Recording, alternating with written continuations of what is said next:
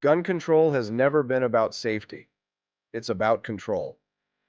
Every dictator in history understood that. And now, so do some of our politicians. The Second Amendment wasn't written to protect your right to hunt. It was written to protect your right to tell the government no, and mean it. The founders weren't dealing with deer, they were dealing with redcoats. They didn't write the Second Amendment for fun. They wrote it as a last resort against tyranny.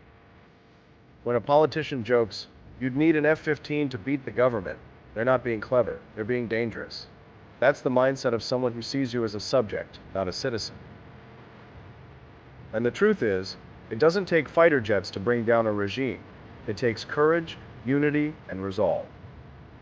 Just ask the veterans of Athens, Tennessee, in 1946.